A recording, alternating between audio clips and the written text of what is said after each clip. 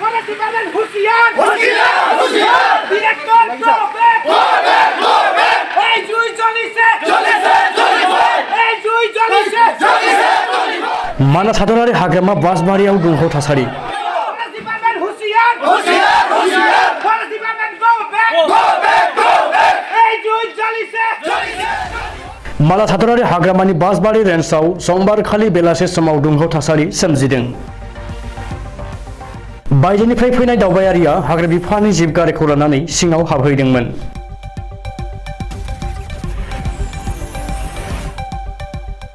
बेखौ बिथा खालामनानै जिब साफारि सन्थाया हाग्रा बिफाननि बेरेखायै फरेस्ट डिपार्टमेन्ट हाय फरेस्ट डिपार्टमेन्ट गो बेक होनै स्लोगान होनानै मानास हादरारि हाग्रामानि गाहाय दरजा एबा हख्ला लांगोनायाव दुंहाव थासारि सोमजिहोदों।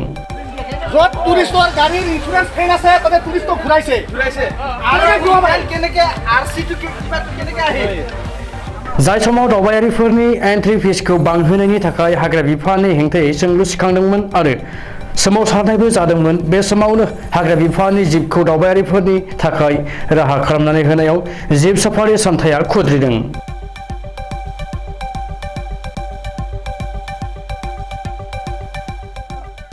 যোৱা 5 তাৰিখৰ যিটো অৰ্ডাৰ আছিলে তাৰ বিৰুদ্ধে আমি জীপ চাফাৰী এছ'চিয়েশ্যনৰ পৰা জীপ চাফাৰী অনিৰ্দিষ্টকাললৈকে বন্ধ কৰি দিছিলোঁ। আনফৰ্চুনেটলি জীপ চাফাৰী এছ'চিয়েশ্যনত আমাৰ ফৰেষ্ট ডিপাৰ্টমেণ্টৰ কেজুৱেল এমপ্লয়ী তেখেতসকলৰো এখন দুখন জিপচি আছে, তেখেতসকলক মেম্বাৰশ্বিপ দিয়া হৈছিল।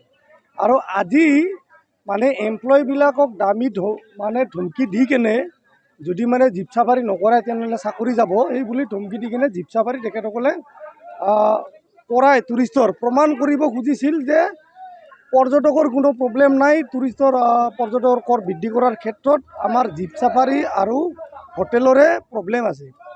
আৰু আজি যিটো মই দেখা পালোঁ আমিতো এখন গাড়ী ঘূৰাই পঠালোঁ জীপ চাফাৰী কৰাৰ ক্ষেত্ৰত, আৰু যিখন ঘূৰাই পঠালোঁ তাৰপিছত ফৰেষ্ট ডিপাৰ্টমেণ্টৰ ড্ৰাইভাৰ ফৰেষ্ট ডিপাৰ্টমেণ্টৰ গাড়ীৰে জীপ চাফাৰীটো কৰা হ'ল। আনফৰ্চুনেটলি সেই গাড়ীখনৰ ইঞ্চুৰেঞ্চো নাই।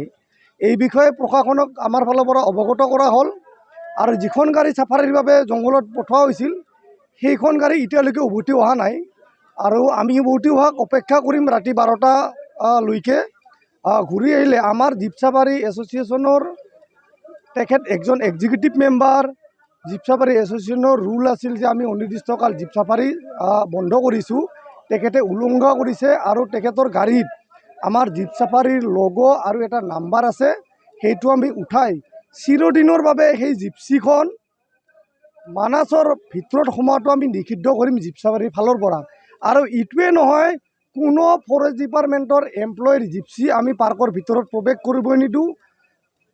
ইভেন যদি আমাৰ দুই এজন বৰপেটা ৰোড বা তেনেকৈ বাহিৰত জীপ চাফাৰীৰ সদস্য আছিল তেখেতসকলেও আমাক এই ক্ষেত্ৰত সহযোগ কৰা নাই।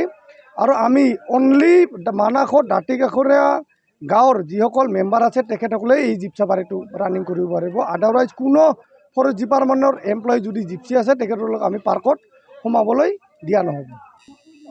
মুদ্ৰা বা ধনি দিয়াটো তেখেতে যোগ্য, আচলতে পাব লগাই কাম কৰিছে। আজিলৈকে 9 জুলাইৰ পৰা আজি 25 তাৰিখ আমি 3টা কাৰ্যসূচী হাতত লৈছোঁ, এতিয়ালৈকে তেখেতৰ গা লৰা নাই আৰু আমাক চেলেঞ্জ কৰি আমাৰ আন্দোলনক চেলেঞ্জ কৰি আজি জীপ চাফাৰীৰ ভিতৰত সোমোৱাৰ চেষ্টা কৰিছে। এখন সোমাল, আমি এখন ঘূৰাই পঠালোঁ আৰু সেইকাৰণে মুদ্ৰাপাত ধনি আৰু তেখেতক ইয়াৰ পৰা আমি বদলীকৰণৰ দাবী উত্থাপন কৰিছোঁ অফিচিয়েলি। আৰু মই আজিও কৈ আছোঁ যেতিয়ালৈকে তেখেতে নাযায় আৰু যিটো কৰ বৃদ্ধি কৰিছে সেইটো যদি মিনিমাইজ নকৰে আমাৰ এই আন্দোলন কণ্টিনিউ চলি থাকিব। হয়, অফক'ৰ্ছ জিপচি এখন ভিতৰত আছে, তেখেতসকলে ওলাই পঠোৱা নাই।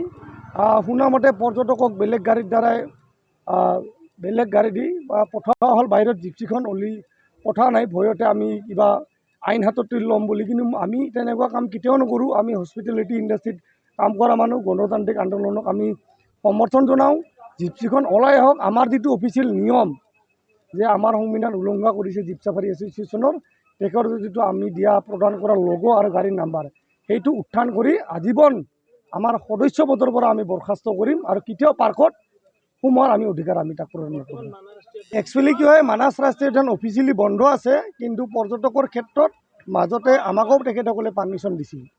কিন্তু আজি যিটো ইনচিডেণ্ট কৰিল সেইটো ডাইৰেক্টৰ আমাৰ বাঁশবাৰী ৰেঞ্জৰ যিখিনি অথৰিটি আছে তেখেতসকলে ডাইৰেক্ট আমাক মানে যিটো আমাৰ আন্দোলন সেইটো প্ৰমাণ কৰিব বিচাৰিছিল যে পৰ্যটকে কৰ বৃদ্ধি কৰাৰ ক্ষেত্ৰত কোনো প্ৰতিবাদ কৰা নাই। আজিৰ ডেটতো পৰ্যটক গৈ আছে, প্ৰমাণ কৰিব বিচাৰিছিল। কি ঠিক মোৰ সন্দেহ হয় পৰ্যটকে পে'মেণ্ট কৰাই নাই, যিটো গভৰ্ণমেণ্টে ৰেভিনিউ কাটিছে। ফৰেষ্ট ডিপাৰ্টমেণ্টে এইটো আমাক হে প্ৰতিপন্ন কৰাৰ কাৰণে নিজে পে'মেণ্ট কৰি ৰেভিনিউ কাটি পঠাইছে, এইখিনি মই ক'ব বিচাৰোঁ। পাৰ্ক বন্ধ আছে এতিয়া কি কাৰণত কেনেকৈ হৈছিলে? পাৰ্কটো বন্ধ আছে বুলি গম পাইছিলোঁ, কিন্তু আমাৰ এই গভৰ্ণমেণ্টৰ ফালৰ পৰা অৰ্ডাৰ দিয়াৰ কাৰণে গভৰ্ণমেণ্ট আপুনি এমপ্লয় নেকি? এমপ্লয় নহয়, মই চিৰিয়েলত আছোঁ। আমাৰ ৰিচাৰ্চে পঠাৰ কাৰণে মই টুৰিষ্ট লৈ গৈছিলে টুৰিষ্ট লৈ কাৰোবাৰ আলহীও হ'ব পাৰে। এটা আনুষ্ঠানিকভাৱে পৰ্যটকৰ কাৰণে বন্ধ আছে মানৱ ৰাষ্ট্ৰীয় উদ্যান। দাদা প্ৰেছাৰ দিছিল নেকি আপোনাক? প্ৰেছাৰ দিয়া হৈছিল নেকি? ভিতৰত প্ৰৱেশ কৰাৰ কাৰণে প্ৰেছাৰ দিয়া হৈছিল নেকি? আপুনি জানে যে বন্ধ আছে। ভিতৰৰ পৰা কি প্ৰেছাৰ দিব মোক অফিচৰ পৰা পঠাই দিছে, মই গৈছোঁ। অফিচৰ কোনোবা পৰিয়ালৰ মানুহ নেকি এইবিলাক? হ'ব পাৰে, মই ডিটেইলছ মই চিএলত থকা হিচাপে মই অফিচৰ লগত কথা পাতিব নোৱাৰোঁ। মানে আপুনিতো এমপ্লয় হয় না? চিএলত আছোঁ। চিএলত আছে।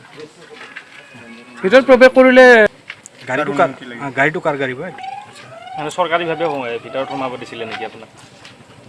আনুষ্ঠানিকভাৱেতো পৰ্যটকৰ কাৰণে বন্ধ আছে। আমাৰ ইনচাৰ্জে কৈছে এইটোৰ কাৰণে গৈছোঁ। ইনচাৰ্জে কৈছে, গতিকে ইনচাৰ্জৰ কথাটো মই মানিবই লাগিব।